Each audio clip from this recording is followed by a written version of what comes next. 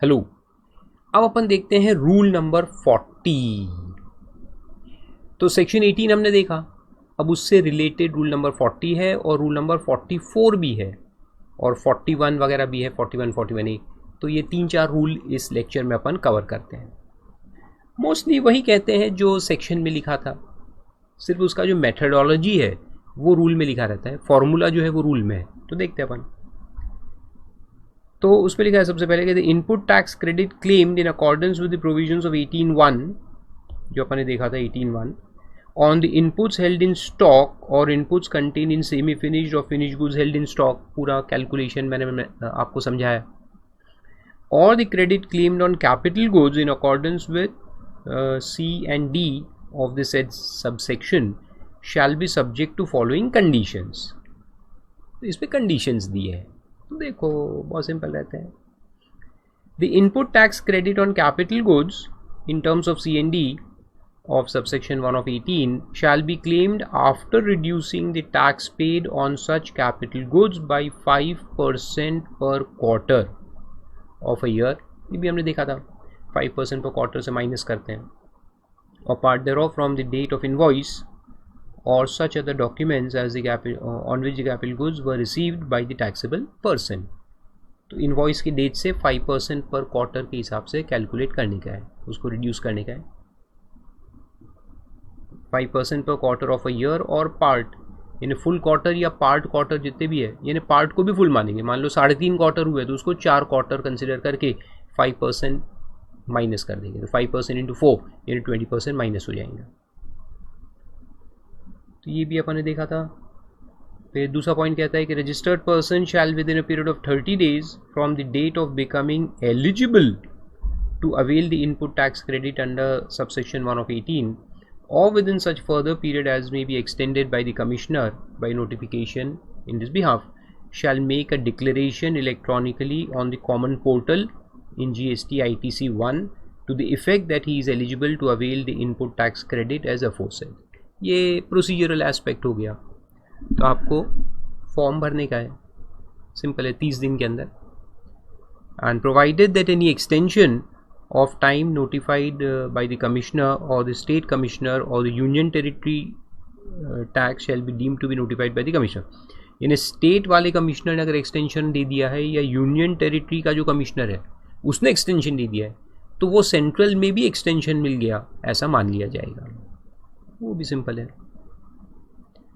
Then the declaration under B shall clearly specify the details relating to inputs held in stock or inputs contained in semi-finished or finished goods held in stock or as the case may be capital goods। उसका पूरा stock statement बना के देना पड़ता है, तो वो details दिए। On the day immediately preceding the date on which he becomes liable to pay tax, ठीक है, in case of claim under clause A of 1 of 18 देखा था मैंने। Then on the day immediately preceding the day of the grant of registration in the case of clause B, clause B में registration का जो दिन होता है उसके पहले का स्टॉक देना है। और clause A में अगर आप आओगे तो फिर liable to registration यानी liable to pay tax, जिस दिन से आप liable हुए to pay tax उसके पहले दिन का स्टॉक अपने को निकालना पड़ेगा। Then on the day immediately preceding the date from which he becomes liable to pay tax under section 9 in case of claim under C, जब आप सेक्शन नॉर्मल टैक्स में जब आप आते हैं वहाँ पे। and on the day immediately preceding the day on which the supplies made by the registered person becomes taxable। अगर नॉन एग्जेम्पशन हट गया तो उस केस में, तो जिस दिन एग्जेम्पशन हटा यानी आप 14 तारीख से अगर टैक्सेबल हुए तो 13 तारीख के एंड का स्टॉक अपने को देखने का है। तो ये वो 4 पॉइंट है, वो भी सिंपल है। फिर उसमें लिखा है the details furnished in declaration shall be duly certified by practising chartered accountant or a cost accountant if the aggregate value of the claim on account of central state union territory and integrated tax exceeds 2 lakh rupees. यानी पूरा credit जो लेना है stock पे वो अगर 2 लाख रुपए से ज़्यादा है तो अपने को CA या कॉस्ट अकाउंटेंट का सर्टिफिकेट लगेगा। And input tax credit claimed in accordance with C&D of 1 of 18 shall be verified with the corresponding details furnished by the corresponding supplier in GSTR 1 और as the case may be 4 on the common portal. ये भी कोई काम का नहीं है, cross verification. और 2 में लिखा है कि amount of credit in respect of supply of capital goods or plant and machinery for the purposes of subsection 6 of 18 shall be calculated by reducing the input tax on the said goods at the rate of 5% for every quarter or part thereof।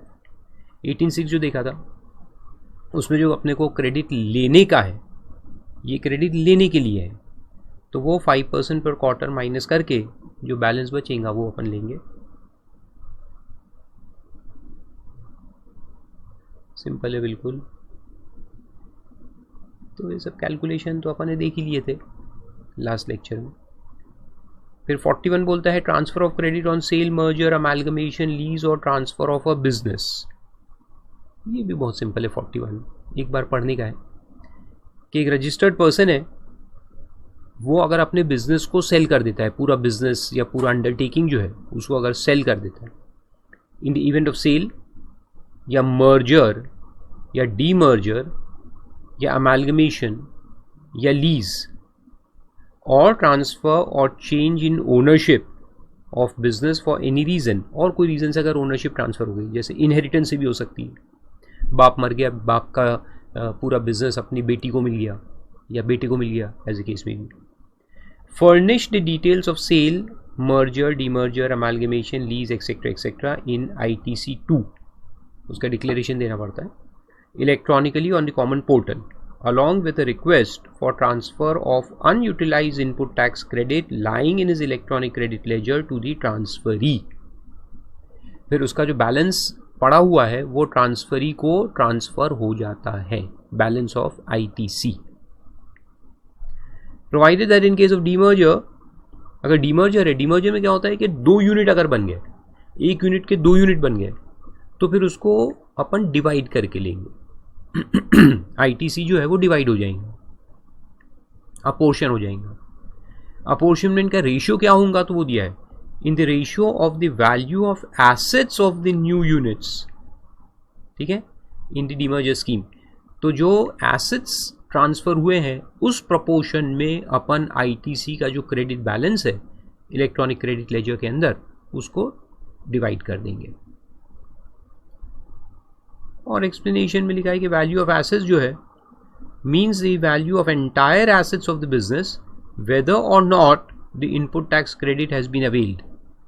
ये जो assets का division देखना है वो total assets का division देखना है, not कि भाई ये एसेट्स पे मिला था ITC तो उसका सिर्फ देखो, ऐसा नहीं, full assets of the business. Then transferor shall also submit a copy of a certificate issued by practicing chartered accountant or cost accountant certifying that the sale, merger, demerger, amalgamation so and so has been done with a specific provision for transfer of liabilities। Transfer of liabilities भी उसमें होना चाहिए और CA ने certify करना है इस बात को। And the transferee shall on the common portal accept the details so furnished by the transferor, and upon the acceptance the unutilized credit specified in ITC 2 shall be credited to his electronic credit ledger। तो जो transferee है उसको फिर उतना transfer हो जाएगा। And inputs and capital goods so transfer shell be duly accounted for. पूरे inputs का स्टॉक जो है और कैपिटल गुड्स ये उसने अकाउंट फॉर करना चाहिए इन इस बुक्स ऑफ अकाउंट्स, वो भी सिंपल है। फिर उसके अलावा एक रूल 41A है कि transfer of credit on obtaining separate registration for multiple places of business within a state or union territory. A registered person who has obtained separate registration for multiple places of business in accordance with provisions of Rule 11 and who intends to transfer either wholly or partly the unutilized input tax credit lying in his electronic credit ledger to any or all of the newly registered place of business shall furnish within a period of 30 days from obtaining such separate registration the details in ITC 02A। अब ये क्या है कि ये एक नया principal है जो 2017 में आया था GST लॉ। उसमें क्या था कि एक स्टेट में अगर आपके 4-5 प्रीमाइसेस भी है, ये एक स्टेट है, फॉर एग्जांपल यूपी, और उसमें आपके अलग अलग प्रीमाइसेस है। तो पहले ऐसा था कि इसको सिंगल रजिस्ट्रेशन मिलता था, प्रीमाइसेस 4-5 भी हो but you were allowed 1 registration. लेकिन अब उन्होंने चेंज कर दिया है। अब उन्होंने कहा है 2018 जो अमेंडमेंट एक्ट आया था उसके बाद कि आप सेपरेट रजिस्ट्रेशन ले सकते हो। तो मैं अगर इसको सेपरेट करूं, पहले एक ही था लेकिन अब मैंने सेपरेट कर दिया, तो ये मेरा पुराना था, तो यहाँ मेरा पूरा क्रेडिट था, ये 4 पहले रजिस्टर्ड नहीं थे, अब ये चारों को भी मैंने रजिस्टर कर दिया। तो फिर मैं क्या करूँगा कि इनको भी थोड़ा थोड़ा क्रेडिट पास ऑन कर दूंगा ना। तो जो मेरे पास टोटल क्रेडिट यहाँ पर है उसको अपन ये चारों को भी अलॉट कर देंगे थोड़ा थोड़ा, ताकि वहाँ फिर उसको यूज़ करें। तो उसके लिए ये रूल ऐड हुआ है 41A। ठीक है, तो क्या लिखता है कि विद इन 30 डेज, तो ये चारों जब नए रजिस्ट्रेशन में ले लूँगा तो उससे 30 दिन के अंदर मुझे फॉर्म ITC 02A सबमिट करना है इलेक्ट्रॉनिकली कॉमन पोर्टल के ऊपर। And provided that the input tax credit shall be transferred to the newly registered entities in the ratio of the value of assets held by them at the time of registration. तो ratio क्या, division का ratio क्या होगा, value of assets, entire assets, पूरे assets business. तो हम ये चारों पांचों जगह के कितने कितने एसेट्स कहाँ कहाँ हैं वो देखेंगे, और उस रेशियो में जो इनपुट टैक्स क्रेडिट का बैलेंस है उसको डिवाइड कर सकते हैं। और एक्सप्लेनेशन में वही लिखा है कि वैल्यू ऑफ एसेट्स में एंटायर एसेट्स लेना है, ना सिर्फ वो एसेट जिस पे क्रेडिट लिया था, एंटायर एसेट को लेने का है। And the newly registered person that is transfer shall on the common portal accept the details, वो एक्सेप्ट कर लेगा, और एक्सेप्ट कर लेगा तो इतना अमाउंट ट्रांसफर हो जाएगा, shall be credited to his electronic credit ledger. Simple.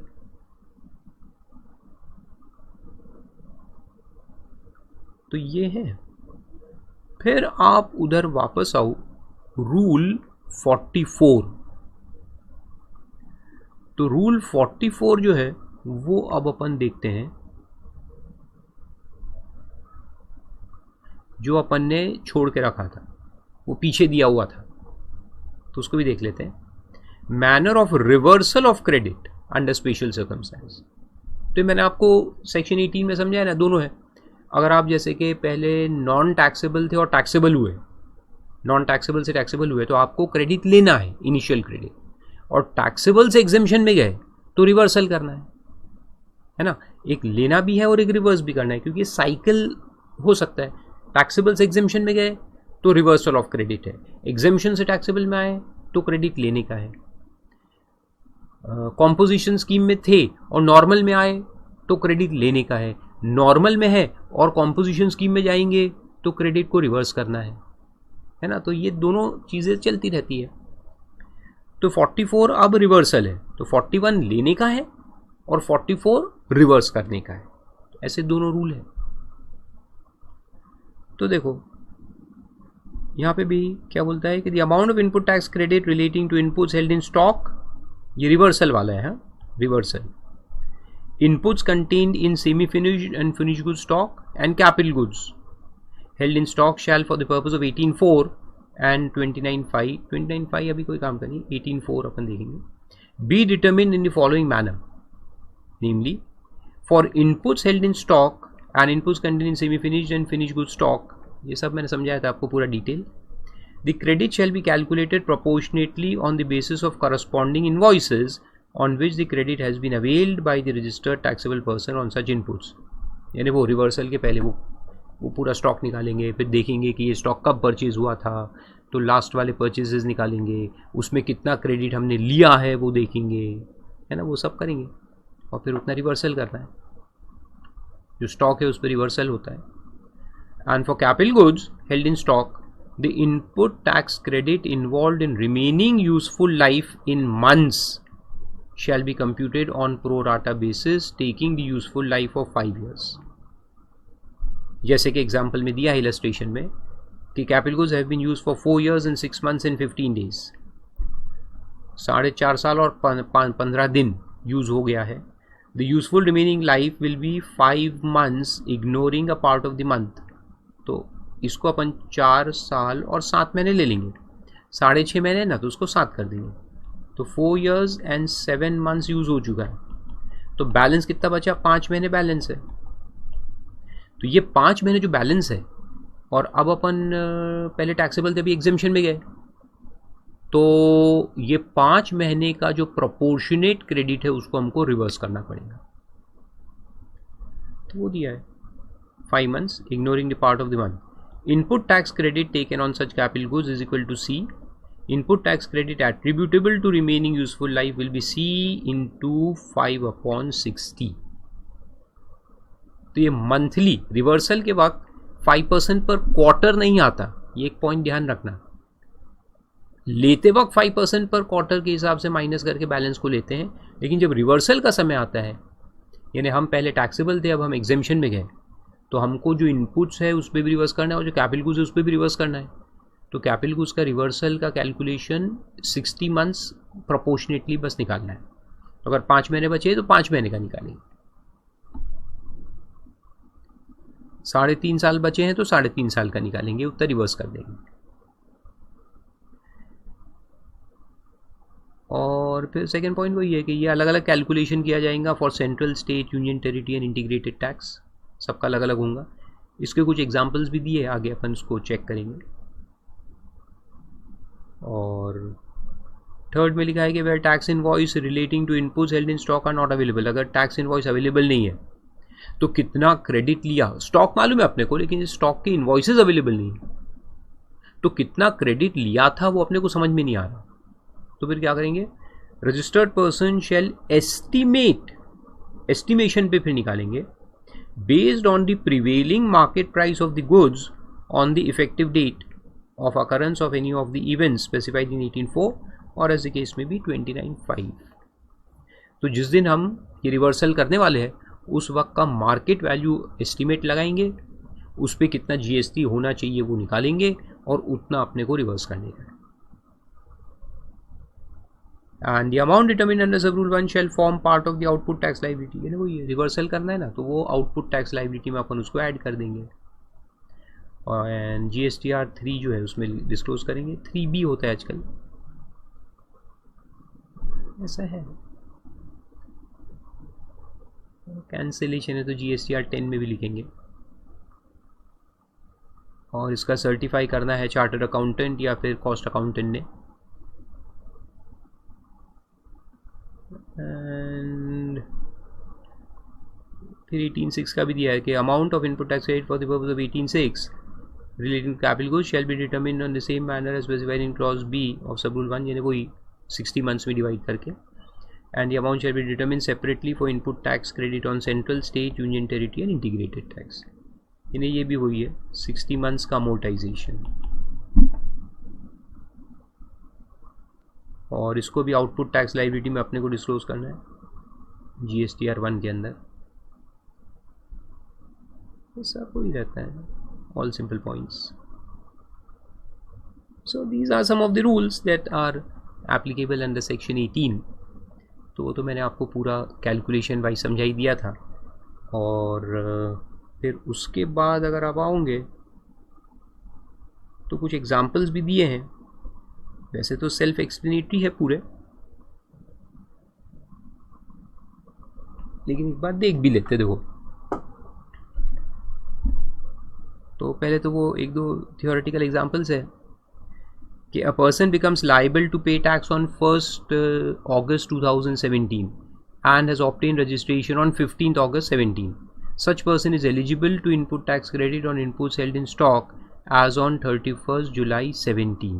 तो 31st July 17 वो डेट है जिसके ये 1st August के पहले वाला दिन, लाइबल टू पे टैक्स, क्योंकि वो देखो 30 दिन के अंदर रजिस्ट्रेशन ले रहा है ना, तो जिस दिन वो लाइबल होता है टू पे टैक्स उसके पहले दिन का जो भी स्टॉक उसके पास है उसका क्रेडिट उसको मिलेगा। तो 31st July 17 का जो स्टॉक है उसके पास उस पर क्रेडिट उसको मिल जाएगा। सेकेंड में दिया है कि A applies for voluntary registration on 5th June 17 and obtain registration on 22nd June। ये वॉलंटरी वाला है, तो वॉलंटरी वाले में अपन कहाँ लेते हैं? वॉलंटरी वाले में जिस दिन रजिस्ट्रेशन मिला वो दिन काम का होता है, क्योंकि यहाँ लाइबिलिटी तो आती नहीं है ना, he is not liable for registration, he takes voluntary registration. तो जिस दिन रजिस्ट्रेशन मिला उसके पहले दिन का जो स्टॉक होता है उसका क्रेडिट आपको मिलता है। और तीसरा है कि mister B registered person was paying tax under composition rate up to 30th July 17. However, with effect from 31st July, Mr. B becomes liable to pay tax under regular scheme. तो इसको cut off दिन क्या रहेगा? 30th जुलाई। 31st से तो उसको normal में आ गया, तो 30th जुलाई जो है ये कट ऑफ डेट है। इस दिन का जो स्टॉक होगा वो अपन देखेंगे और उस पर क्रेडिट अवेल करेंगे। फिर देखो ये सारे इलस्ट्रेशंस है एक एक रूल के ऊपर, देखते हैं, बहुत सिंपल है। Rule 40, manner of claiming credit in special circumstances. Akshat Steels Limited is a manufacturer of iron and steel.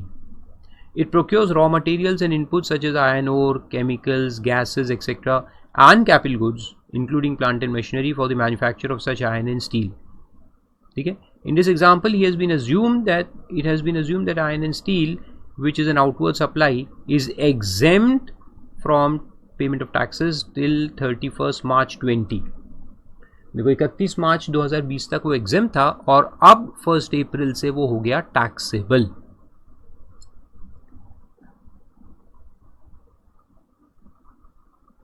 तो अपने को क्या करना पड़ेगा कि 31 मार्च 2020 का जो स्टॉक है वो कैलकुलेट करना पड़ेगा और उस पर क्रेडिट अवेल करना पड़ेगा। तो वो दिया है। The method for availment is explain below. Value of inputs in stock on 31 March 20 1 lakh, उस पर IGST है 18,000, तो इसका क्रेडिट अपन ले लेंगे, ठीक है, ये अलाउड हो जाएगा। देन ऑल इनपुट्स वर प्रोक्योर्ड आफ्टर 1 जुलाई 19, अच्छी बात है। Value of inputs contained in semi finished goods held in stock on 31 March 24 lakh value है और उस पर CGST और SGST लगा हुआ है, तो इसका भी अपन क्रेडिट ले लेंगे। Then all inputs contain in semi finished goods were procured after 1 May 19 and तो ये 12 महीने के अंदर है बेसिकली, वो इंपॉर्टेंट है, 12 महीने का जो लाइफ होता है उसके अंदर अपने को लेने का है। Then value of inputs contain in finished goods stock on 31 March 20 50,000, जिसमें CGST SGST है, तो ये दोनों का भी क्रेडिट लेंगे अपन। And only inputs worth 40,000 in finished goods were procured after 1 April 19. अच्छा, रुक जाओ, तो ये जो पॉइंट है ना, ये 50,000 जो है, इसमें बोल रहा है कि ओनली इनपुट्स वर्थ 40,000 वर प्रोक्योर्ड आफ्टर 1 April 19, यानी 50,000 में से 40,000 तो 12 महीने के अंदर वाला है ना, 1 April 19 से 1 April 31 मार्च 20, तो 10,000 जो है वो पुराना हो गया, तो 10,000 में जो प्रोपोर्शनेट अमाउंट आएगा उसका क्रेडिट अपने को नहीं मिलेगा, ठीक है। तो अपन कैलकुलेशन दिखाएंगे। तो 10,000 में नॉट अलाउड, ऐसे लिख दो, 10,000 ITC नॉट अलाउड। 10,000 तो वैल्यू है, उसके ऊपर जो GST होगा उतना अपने को अलाउ नहीं होगा। Then capital goods procured by the invoice number so and so, invoice dated so and so, 20 lakh है, ठीक है, 22 जनवरी 2020 का इनवॉइस है। IGST पेड उस पर 3,60,000 है, तो एक क्वार्टर मेरे को दिख रहा है इधर, जनवरी से मार्च एक क्वार्टर, तो एक क्वार्टर का अपन क्या है माइनस करेंगे, लेस 1 क्वार्टर 5% माइनस करके जो बैलेंस आएगा उसका क्रेडिट अपन अवेल करेंगे।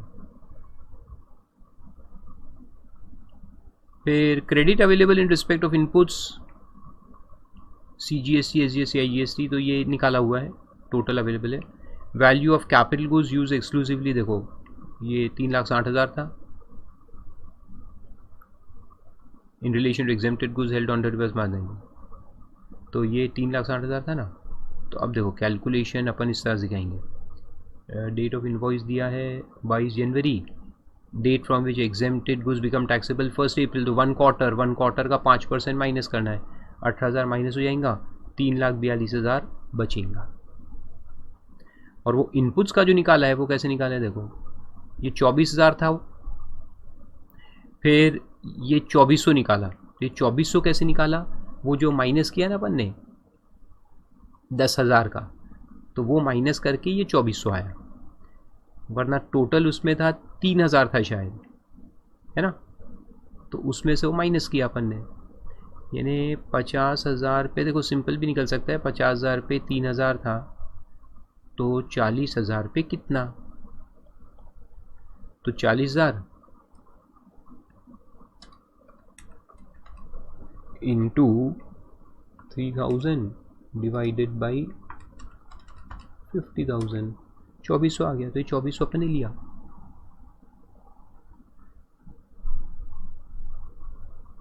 सिंपल।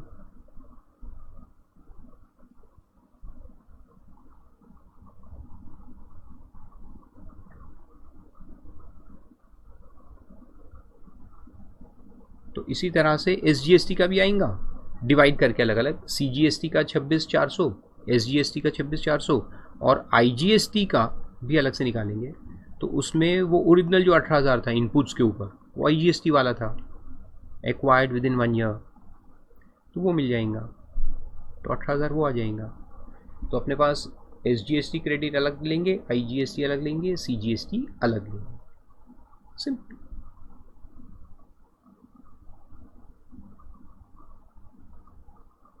फिर उसके बाद देखो रूल 42 का दिया है, manner of determination of ITC in respect of inputs or input services and reversal thereof. हाँ 42 यानी कि वो जो अपन ने लास्ट लेक्चर में स्टडी किए थे, लास्ट टू लास्ट लेक्चर में, उसमें वो है ना पूरा वो कॉमन यूज़ वाला, वो वाला है 42 कि जहाँ अपन बहुत सारे प्रोडक्ट्स बनाते हैं, business use, non business use, फिर एग्जाम सप्लाई, टैक्सेबल सप्लाई, वो वाला केस। तो ये भी है, ऑलमोस्ट पूरा समझ में आएगा आपको, सेल्फ स्टडी है। देखो total input tax on inputs and input services for the tax period May 18, जिसको अपन टी कहते हैं फुल, तो उसमें CGST 1 लाख है, GST 1 लाख है और IGST 50,000 है, और क्योंकि सबका कैलकुलेशन अलग अलग करना पड़ता है इसलिए उसके अलग अलग कॉलम्स हैं। फिर उसके अंदर exclusively for non business use वाला 10,000, 10,000, 5,000 है, यानी इसका अपने को क्रेडिट नहीं मिलेगा। फिर exclusively for making exam supplies है, इसका भी क्रेडिट अपने को नहीं मिलेगा। एंड इनएलिजिबल यानी ब्लॉक्ड क्रेडिट भी है, उसमें 5,000, 5,000, 2,500, तो इसका भी नहीं मिलेगा। यानी ये टोटल आया 25,000, 25,000 और 12,500, इसका क्रेडिट अपने को नहीं मिलेगा, तो वो माइनस कर दो 1 लाख में से, तो ये बच गया 75, 75 एंड 37,500। फिर इसमें एक्सक्लूसिवली फॉर टैक्सेबल सप्लाई जिसका पूरा क्रेडिट मिलता है वो T4 है, 50,000, 50,000, 25, तो इसका क्रेडिट तो मिलेगा, लेकिन अपन पहले 75 में से उसको माइनस करेंगे तो फिर अपने को मिलेगा common, but this is allowed वाला, हाँ ये अलाउड वाला है। फिर उसको माइनस कर दो तो 25, 25, 12,500 बचेंगे। फिर इसको अपन exempt turnover divided by total turnover के रेशियो में डिवाइड करेंगे, तो वो दिया है ENF, तो एग्जेम्प्ट टर्नओवर का 25 है और टोटल 1 करोड़, यानी 25%, ये भी 25% है और ये भी 25, तो exempt turnover is 25% of total turnover, तो उतना अपन माइनस कर देंगे, तो 25,000 का देखो निकालो, 25,000 का 25%, 25,000 का 25% आता है 6250, तो ये 6250, 6250 एंड 3125 ये माइनस हो जाएगा, ठीक है। और उसके अलावा 5% नॉन बिजनेस यूज़ का माइनस करना है, तो वो भी माइनस कर दो,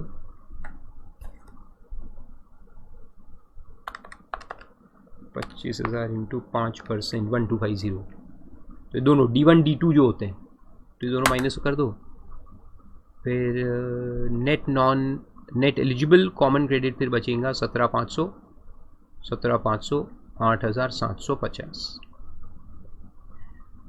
और वो जो T4 है, T4 को भी अगर ऐड कर देंगे इसमें तो ये टोटल आ जाएगा, क्योंकि T4 जो है वो तो अलाउड वाला है ना, तो वो और ये 17,500 जो C3 बचेगा, दोनों को ऐड कर दो।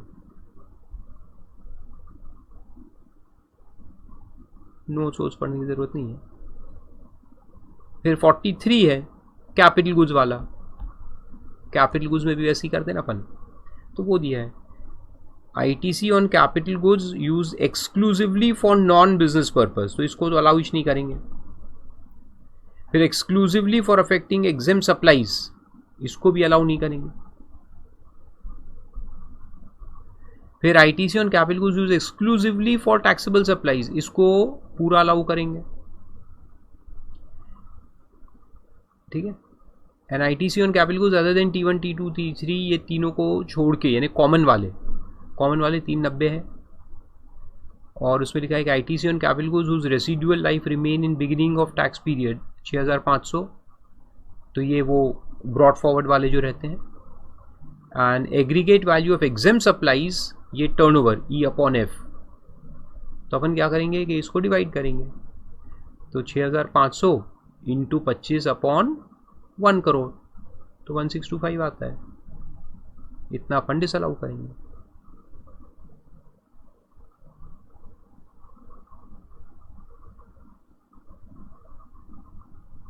और उसका कैलकुलेशन यहाँ दिया है, वो 6500 जो निकाला है उसका कैलकुलेशन यहाँ पे दिया है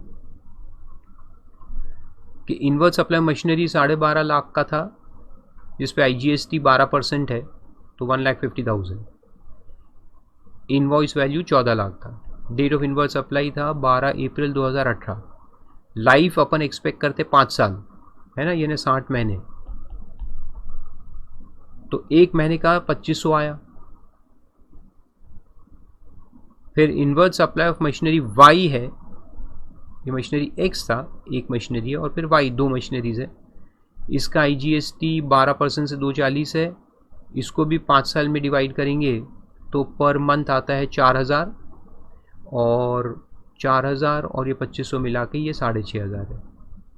तो वो जो यहाँ पे 6500 था ना, ये वो 2 मशीनरी का आता है X एंड Y, 60 मंथ्स का डिवाइड करके, फिर उसके प्रपोर्शन में अपन उसको रिवर्स करेंगे। फिर एक रूल 44 पे दिया है, उसमें पहला इलस्ट्रेशन है where input tax credit lapses. तो देखो इसमें क्या बोलता है, value of capital goods 1 lakh है, उसमें IGST 12% से लगा हुआ है 12,000। Date of shift to composition scheme, पहले हम नॉर्मल में थे, अब कॉम्पोजिशन स्कीम में शिफ्ट हुए 1 अप्रैल 2019 को। Date of inward supply and use of capital goods जो है तो 1 सितंबर 2017 को ये आया था, ठीक है। Period of use number of days में 577 है, 31 मार्च 2019 तक, ठीक है। सितंबर 17 से मार्च 19 तक 577 डेज है। मंथ्स में अगर उसको डिवाइड करें तो 19 मंथ्स आता है, और रेसिडुअल लाइफ जो है वो 41 मंथ्स की बच गई है, तो 19 मंथ्स कंज्यूम हो गई है, 41 मंथ्स बची हुई है कंसिडरिंग 60। तो अब क्या करेंगे कि अपन उसको डिवाइड करेंगे, तो 8,200 आता है प्रोपोर्शनेट अमाउंट, यानी जो बचा होना चाहिए। ये अगर 60 महीने है तो 19 महीने कंज्यूम हो गया, इसको छोड़ दो। अब जो बचा हुआ है 41 मंथ्स, उसके प्रोपोर्शन में अमाउंट अपन निकालेंगे, तो वो अमाउंट आता है 8,200। आप कैलकुलेट करके देखो अगर करना है तो 12,000 टोटल IGST है, तो 12,000 इंटू 41 डिवाइडेड बाई 60, 8,200। अब ये 8,200 जो है तो इसको अपन क्या करेंगे कि ITC बैलेंस कितना है वो पहले चेक करेंगे। तो अगर ITC बैलेंस 10,000 है, इलेक्ट्रॉनिक क्रेडिट लेजर में अगर 10,000 रुपये है, तो अपन ये पूरा 8,000 यहाँ डेबिट कर देंगे, मामला खत्म हो जाएगा। और बैलेंस जो 1,800 है वो लैप्स हो जाएगा, ये भी हमने देखा था, बैलेंस लैप्सेस। और अगर ITC का बैलेंस अपने पास 7,000 रुपये ही बचा हुआ है, तो 8,200 में से 7,000 तो अपन यहाँ डेबिट कर देंगे, तो बैलेंस अपने आप नील हो जाएगा। और जो डिफरेंस 1,200 का है वो अपने को कैश में पे करना है, यानी बेसिकली इलेक्ट्रॉनिक कैश लेजर जो है उससे अपन उसको पे करेंगे।